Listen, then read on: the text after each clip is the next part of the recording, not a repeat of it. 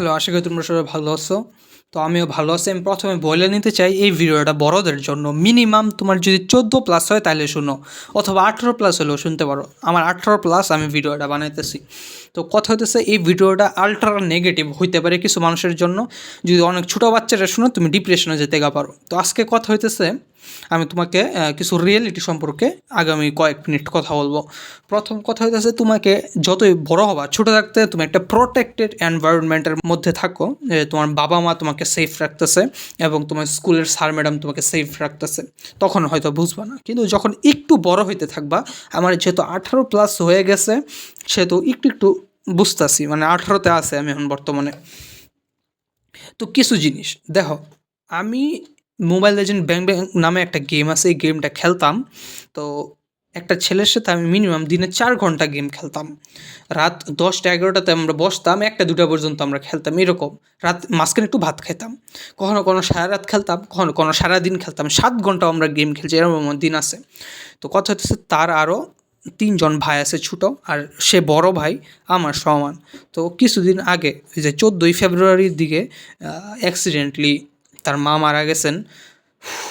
মানে এটা দেখে আমার বুকটা ফাইটটা গেছে, আমি এটা ভাষায় বুঝাইতে পারবো না। তো কথা হইতেছে দেখো বাচ্চারা, আমার ভিডিও বেশিরভাগই আমার থেকে ছোটরা দেখো। তো কিছু কথা হইতেছে তোমার বাবা মা মারা যাবে, এই জিনিসটা একটু চিন্তা করো। এখন গেম খেলা দূরের কথা, এখন সে তার ভাইকে সামলায়। তার মনের অবস্থাটা কী হয়েছে এটা তো, কি আমি তারা বলবো আসো বন্ধু আমরা গেম খেলি, হ্যাঁ গেম খেলা শেষ হয়ে গেছে। তো আমরা ততক্ষণই মজা করতে পারি যতক্ষণ আমরা একটা সেফ এনভায়রনমেন্টে আসি। তো কথা হইতেছে যে আমি ইউটিউবে ভিডিও বানাই, আমার ফিউচার একটা ভিশন আছে যে আমি এই ইউটিউব চ্যানেলে মনে করো আমি ফিউচার একটা গেঞ্জি বাই করলাম আমার, অথবা আমার একটা পারফিউম বার করলাম। তো এই ইউটিউব চ্যানেলটা হইতে পারে আমার একটা অ্যাডভার্টাইজমেন্ট গ্রাউন্ড। আমি তোমাদেরকে বলতে পারি যে তোমার যদি আমার কিছু ভালো লাগে, মানে একটা বিজনেস ক্রিয়েট করলেও আমার ইউটিউব চ্যানেলটা লাগবে। তো কথা হচ্ছে ইউটিউব চ্যানেলে আমার ইমেজটা বজায় রাখা অনেক ইম্পর্ট্যান্ট। তাই আমি ইউটিউবে উল্টাপাল্টা কিছু করতে পারবো না, মাঝে মধ্যে মজার কিছু করি যাতে তোমাদের ভালো লাগে। আমি আবার বলতে আজকের ভিডিওটা অনেক ডিপ হবে। তো কথা হচ্ছে প্রথম কথা, আজকে আমি তোমাদেরকে নেগেটিভ কিছু বিষয় নিয়ে জানাবো। প্রথম কথা হইতেছে তোমাদের বাবা মা মারা যাবে, এবং মারা যাওয়ার পরে কী হয় এটা আমি দেখলাম। পৃথিবী অনেক কঠিন হয়ে যায় ভাই, বাবা মা আছে দেখে বুঝতে যেতেছে না। দ্বিতীয়, আমার 18 বছর হয়ে গেছে, যেহেতু আমার স্কুল লাইফ শেষ, কলেজ লাইফ শেষ। এখন নেক্সট লাইফটা হইতেছে আমি যেই পথে যাব ওই পথে আমাকে টাকা ইনকাম করতে হবে। আর কথা হচ্ছে তুমি যদি টাকা ইনকাম করতে যাও তাহলে তোমার ব্রেনে একটা চাপ পড়বে। তো এটা খুব ভয়ানক একটা জিনিস, টাকা ইনকাম করা। আমি এখনও ঠিকমতো টাকা ইনকাম শুরু করি নাই। তো আমার মাথায় এই চিন্তাটাও আছে যে ইউটিউব থেকে আমি টাকা ইনকাম করব, প্লাস ইউটিউব হবে আমার সাইড কিছু একটা করা। আমি কখনো ইউটিউবকে মেইন পথে দেখি না। আর ইউটিউবের মেইন টাকা ইনকামটা অ্যাড রেভিনিউ থেকে না, আমি যদি কিছু স্পন্সার করি, যেমন কুকু এফএম বলো বা যে কোনো কিছু, ওইসব যদি স্পন্সার করি। এখন এই স্পন্সার করতে গিয়া অনেকে বেটিং সাইট স্পন্সার করে, তারপরে জেলেও গেছে। তো উল্টাপাল্টা সাইট স্পন্সার করা যাবে না, এটাও বুঝতে হবে ভ্যালিড জায়গা কোনটা আর ভ্যালিড জায়গা না কোনটা। অনেক ইমেল এমনও আছে যে তুমি যাইবা দেখতে অ্যাডভার্টাইজমেন্ট যে টাকা দিব তোমারে, তোমার চ্যানেল হ্যাক করে নেওয়া যাবে। মানে পৃথিবী অনেক কঠিন ভাই, অনেক কঠিন। তো এটা হচ্ছে টাকা ইনকাম। তো টাকা ইনকাম নিয়ে আমি এখন সেরকম কিছু বলতে পারবো না, কারণ এখন আমি শুরু করিনি, কিন্তু প্রসেসিংয়ে আছি। আমি যেই কাজগুলোই করতেছি প্রত্যেকটা কাজই কম্পাউন্ড হবে ফিউচারে।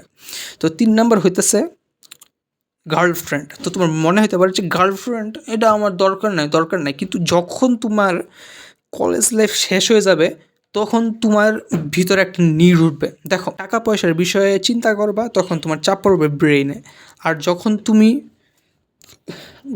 টার্লফ্রেন্ড নিয়ে চিন্তা করবা তখন তোমার চাপ পড়বে বুকের মাঝখানে সেন্টারে দেখবা। তো কথা হইতেছে একটা বায়োলজিক্যাল নিড আছে, বর্তমানে ক্লাস 2 থেকে স্টার্ট হয়ে যায়। কি স্টার্ট হয়ে যায় আর বললাম না। তো কথা হচ্ছে একটা বায়োলজিক্যাল নিড আছে। যখন তুমি বড় হইতে থাকবা দেখবে কেউ যদি তোমার সাথে ভালো ব্যবহার করে তার সাথে কথা বলতে ইচ্ছা করবে, এবং অপোজিট জেন্ডারের দিকে আরও বেশি। তো এমন আমার অনেকগুলা মেয়ে গেছে, আমি কখনো কেউ কথা বলি না বা অ্যাপ্রোচ করি না, কারণ আমি জানি 28 থেকে 38-এর মাঝখানে হবে। এখন এত আগে দরকার নেই ভাই রিলেশনশিপের। তো কথা হইতেছে ওয়ান সাইডেড লাভ হয়ে যায় আমার সাথে যদি কেউ ভালো করে কথা বলে। তোর মেন বিষয় হচ্ছে তুমি তার খারাপ মেমোরি থেকে ভালো মেমোরিগুলো বেশি নিতে আসো ব্রেনে, এই জন্য তার বিষয়ে একটা পজিটিভ জিনিস তৈরি হয়ে যায় ব্রেনে এবং তার বিষয়ে মাথায় ঘুরতে থাকে। এই প্রবলেমটা আমার প্রচুর হয়েছে। কিন্তু তারপরে যখন তুমি দুই সাইড দেখবা, রিয়েলিস্টিকভাবে চিন্তা করবা যে এখন না আর এখন সম্ভব না, এবং আস্তে আস্তে তার বিষয়ে গুড মেমোরির থেকে ব্যাড মেমোরি বাড়াবা। কীভাবে তুমি বাস্তবভাবে দেখবা, মানে সে একটা মানুষ, অন্যান্য মেয়েদের মতো তারও ত্রুটি আছে। আর আমার যেহেতু বোন আছে, আমি আরও ভালো করে রিলেট করতে পারি। কথা হচ্ছে দিন শেষে মানুষ মানুষই। তুমি 2 মিনিটে দেখো তো, একটু একটু দেখো, তার শুধু গুড মেমোরিগুলো তোমার ব্রেনের ভিতরে আসতেছে এবং তার খারাপ জিনিসগুলো এখন তোমার ভালো লাগতেছে। এই ফার্স্টের জিনিসটা হইতেছে, অনেকে বলে হানিমুন ফেজ, সবই ভাল লাগে। যখন একসাথে থাকতে থাকবা তখন আসল প্রবলেমটা ক্রিয়েট হবে। তখন কত দেশে মানুষ তো মানুষই তো, যেমন আমার বোন দেখো, আমার বোনের লোকে প্রচুর ঝগড়া হয়, সেম এরকম সবাই, এটা তোমাকে বুঝতে হবে, মানুষ মানুষই। তো যখন তুমি মানুষকে মানুষের মতো দেখা স্টার্ট করবা, তখন আস্তে আস্তে তার বিষয়ে ব্যাড মেমোরিগুলো তোমার মাথায় ঢুকবে এবং তখন একটা ব্যালেন্স হয়ে যাবে এবং ভালো লাগা এক সময় কাজ করে আস্তে আস্তে কইমা যায়। আমার স্কুল লাইফেও এক ম্যাডামরা ভালো লাগতো। তো কথা হইতেছে এটাই, তো কথা হচ্ছে তারপর বড় হলে সব ঠিক হয়ে যায়। তাই নিজেকে কন্ট্রোলে রাখা খুব ইম্পর্ট্যান্ট, এটা বড় হলে বুঝবো আস্তে ধীরে। এবং 4 নম্বর হইতেছে রিলেটিভস।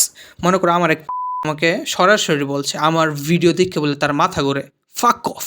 আমি তারা বলতেছি ফাক অফ, আমি তার সরাসরি বলছি তুমি আমার ভিডিও দেখবা না, মানে গালি দেই নাই, আমি জাস্ট বলছি তুমি আমার ভিডিও দেখবা না। তো এরকম তুমি যে কোনো কিছু করতে যাও, রিলেটিভসরা এসে কথা শোনাবে। এবং ভর্তি পরীক্ষার টাইমে সবাই একটা প্রশ্ন করে, কই চান্স পাইছো, কই চান্স পাইছো? আরে ভাই, চান্স পাইলে তোমার জানাই দিমু, চিল। এবং আমি এই জন্য ফেসবুকে ভুলেও সেরকম ভিডিও আপলোড করি না, 3 মাসের একটা গ্যাপ নিছি। কারণ মানুষ আমার, আরে ফার্মে গেছি, আমার দাদা দেখে আমার মানে বলতেছে যে এই যে এখন এত ভিডিও আপলোড করতেছো, পোস্ট করতেছো, হ্যাঁ, তো আর ইউটিউব চ্যানেল জানে না আমার, তো ফেসবুকে যে এত ভিডিও আপলোড করতেছো, এখন তো এই সময়টা এরকম না, ভালো না, তুমি মানে পড়াশোনা করো। আচ্ছা ঠিক আছে বলছে, তো তার মতো সবার মাথাতে এটা ঘুরে, তাই আমি ফেসবুকে আপলোড করি না। এবং তারা আমি এটাও বলছে যে ওই আমার আমার ইউটিউবে 2000+ ভিডিও আছে, আমি ইউটিউবের থেকে কয়েকটা ভিডিও ডাউনলোড করে ফেসবুকে পোস্ট করছি, এইভাবে বলছি তাকে। তো কথা হইতেছে এরকম, রিলেটিভসরা দেখবে প্রচুর কথা শোনাবে এবং কথা তোমার গায়ে লাগা শুরু করবে। যেমন ছোটো থাকতে কেউ যদি তোমার কিছু বলতো, যেমন আমার ছোটো থাকতে একজন বলছিল সোনে পেসো আগে, হিন্দিতে ডায়লগ দিচ্ছিল, মানে সোনায় সোহাগে, এরকম ছোটো থাকতে বললে তুমি বুঝবাও না, তোমার গায়েও লাগে না। কিন্তু যখন তুমি বড় হইতে থাকবা, তখন মানুষের কথাগুলো বুঝা শিখবা এবং গায়ে লাগবে তোমার। তো আজকে আমি তোমাদেরকে জীবনের 4টা কঠিন সত্য নিয়ে কিছু কিছু বললাম। আজকে ভিডিওটা একদম নেগেটিভ। তো লাইফ হইতেছে সাফারিং, বুঝছো? যত বড় হইতে থাকবে এই সাফারিংটা আস্তে আস্তে বাড়তে থাকবে। এবং তুমি যদি সত্যিকারের মুক্তি চাও, তাহলে মৃত্যু, কিন্তু মৃত্যু কখনোই আমরা বাইছে নিব না, আমরা সাফার করলেও এই জীবনটাকে কাটাবো, ঠিক আছে? এবং তুমি সব দেখতে পারবে আমার জীবন, আমি পুরোটাই এই ইউটিউবে শেয়ার করব। আমার ইচ্ছা আছে, যদি ব্যান্ডেড না হয়ে যায়। যে রুলস বানাইতেছে ইউটিউব, করার রুলস, কোনো উল্টাপাল্টা সাইটের কথা বলা যাবে না, তারপরে সব শালীল রাখতে হবে, বেশি সুইসাইডাল থট নিয়েও কথা বলা যাবে না, অনেক কিছু ভাই। এটাই, টাটা। থ্যাংক ইউ আজকের ভিডিওটা শোনার জন্য, খুবই ডিপ কথাবার্তা বললাম, টাটা।